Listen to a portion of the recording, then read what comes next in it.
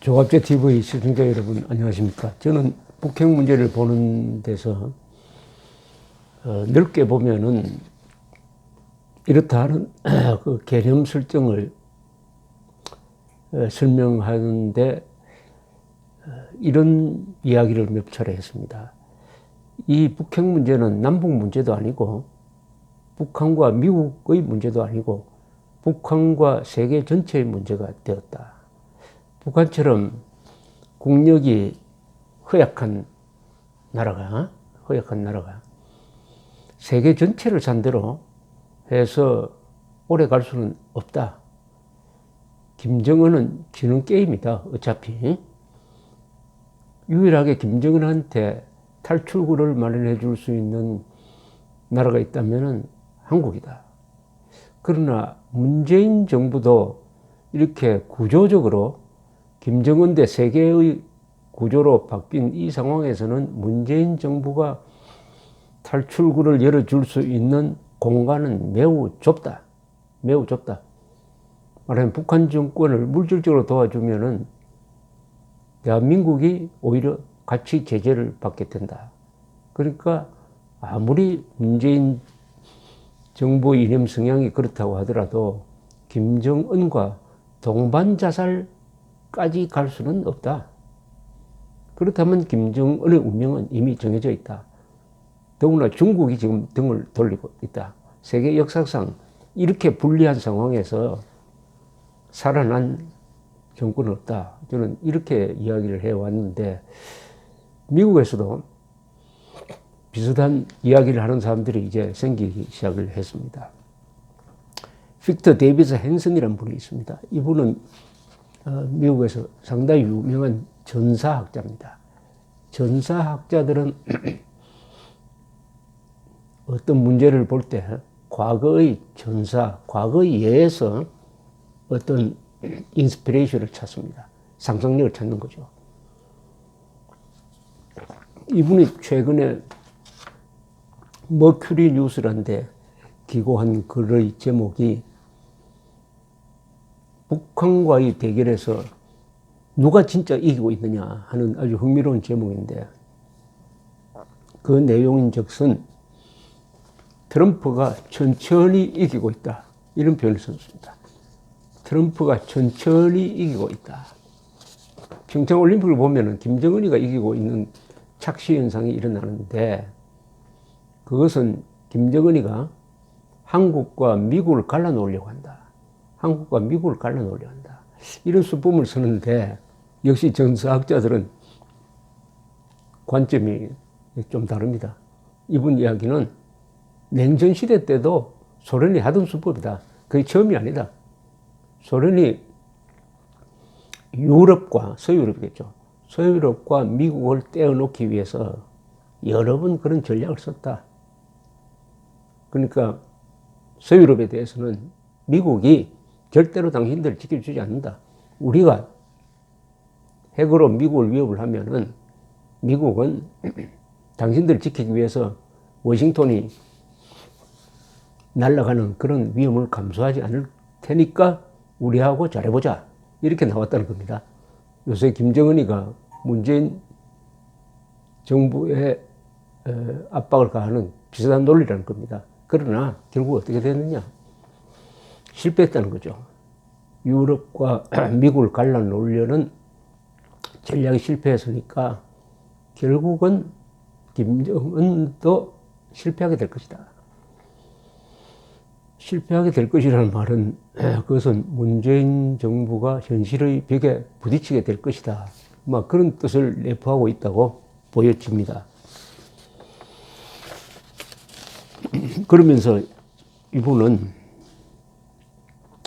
시간이 미국 편이 됐다고 이야기합니다. 시간이 미국 편이 됐기 때문에 북한에 대한 예방 공격, 선제 공격 안 해도 이길 수 있다.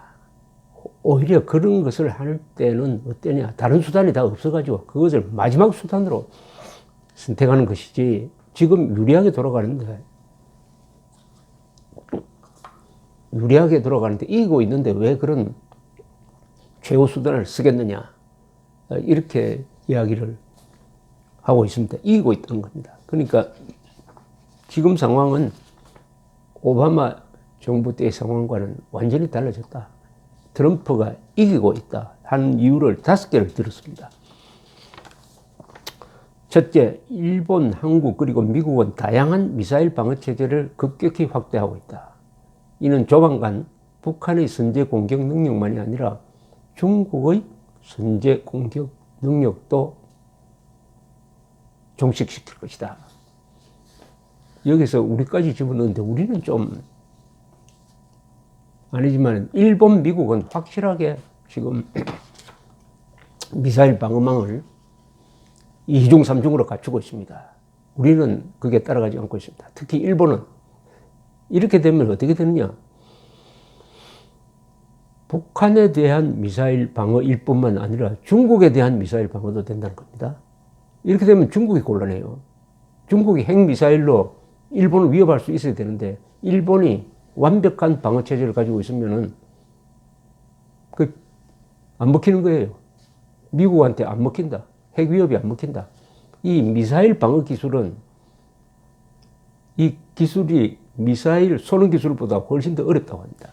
그러니까 이 전략이 뭐냐 하면은 냉전 시대 때 레이건 대통령이 별들의 전장 스타워즈라는 개념을 가지고 옵니다. 즉 소련에서 쏘는 미사일 전부 다 요격하겠다, 우주에서 요격하겠다 하는 기술을 발전시키려고 합니다.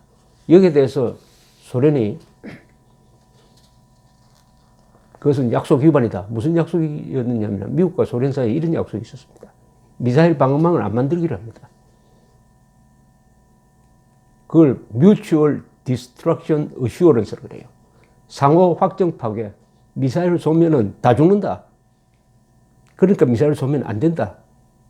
이런 이론에 의해서 미사일 방어망을 안 만들었습니다. 그러니까 서로는 핵미사일을 쏠 수 없는 거죠. 일종의 동반 자살 개념인데 동반 자살 하지 않으려면 쏘지 마라 이런 뜻이겠죠. 그걸 줄이면 MAD라고 합니다. Mutual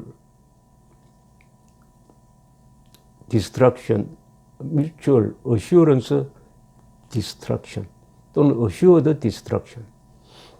MAD, 그야말로 미친. 그러나 그게 효과가 있었습니다. 그런데 레이건 대통령이 등장해가지고 우리는 독자적으로 완벽한 미사일 방어망 만들겠다. 그걸 SDI라 그러기도 하고 스타워즈라고 합니다. 그러니까 소련에서 난리가 났습니다. 소련은 그런 기술이 없거든요. 미국은 그런 기술이 있으니까 계속 고르바초프가 레이건 대통령한테 그거 만들지 말라고 협박도 하고 애걸도 하고 하는데 레이건 대통령 우리는 만들다. 이렇게 나간 겁니다. 이렇게 당하고 보니까 고르바초프가 냉정하게 생각했습니다. 이 별들의 전쟁, 이 군비 경쟁하다가는 그렇지 않아도 망가진 소련 체제가 버틸 수 없다. 안 되겠다. 개혁, 개방으로 가야 되겠다. 이렇게 결심하게 되는 것입니다. 바로 그 전략이 지금 중국에 대해서 부분적으로 써먹고 있다는 이야기죠. 북한 핵 미사일 위협 가만두면은 한국, 일본, 미국이 방어망을 갖추게 되는데 가장 손해볼 것이 중국이다. 그걸 중국이 알게 됐던 거죠. 둘째, 일본 내에서 핵무장에 대한 논의가 진지하게 이루어지고 있다. 일본의 미사일은 미국이 아니라 북한과 중국을 겨냥하게 될 것이다. 지난 20년 동안 북한, 이란, 파키스탄 같은 불안정한 정권이 핵무장을 했는데 이제는 일본, 한국, 대만 같은 민주국가가 핵무장에 나설 가능성이 있다. 이렇게 되면 누가 손해를 보느냐? 북한은 물론이고 중국이 손해본다.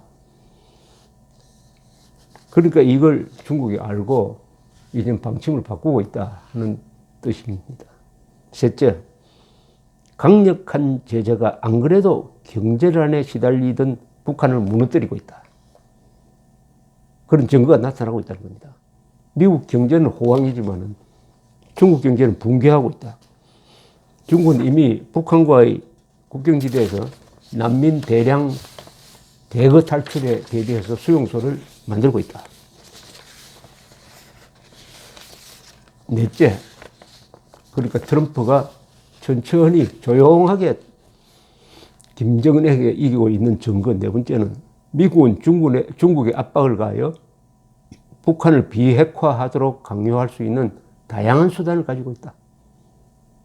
중국에 대한 압박 수단 중에는 강력한 무역 규제도 있고, 중국인 유학생이나 부동산 투자자들이 미국에 오는 것을 금지시킬 수도 있다. 다섯째, 트럼프의 지지도가 올라가고 있다. 미국 경제가 좋아지면서 트럼프가 국내외 영향력이 커졌다.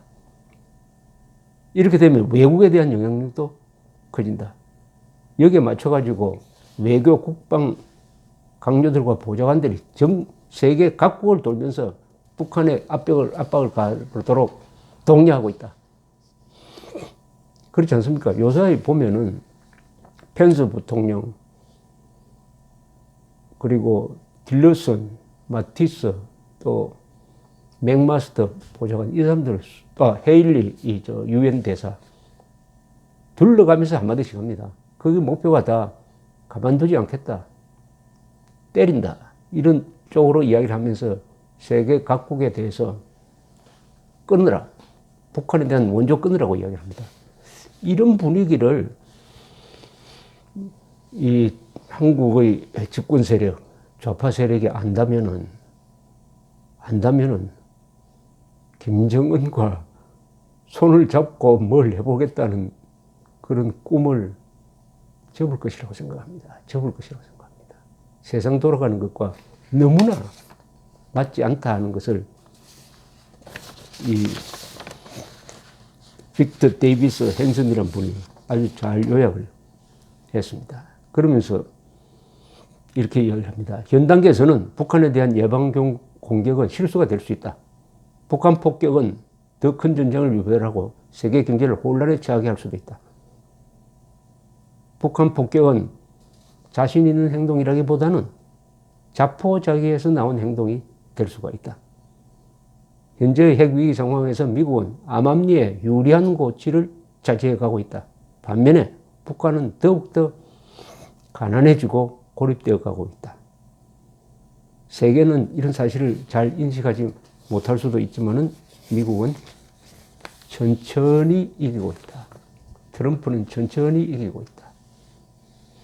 그러니까 요약하면은 북한을 군사적으로 공격할 필요가 현 단계는 없다. 지금 제재를 더 강화해 가면은 결국은 북한은 굽히고 나올 것이다. 굽히고 나오지 않을 때는 그때는 군사력을 쓰더라도 지금은 이기고 있는 게임이다. 이기고 있는 게임에서 최후의 수단을 쓸 필요는 없지 않느냐, 이런 뜻입니다. 감사합니다.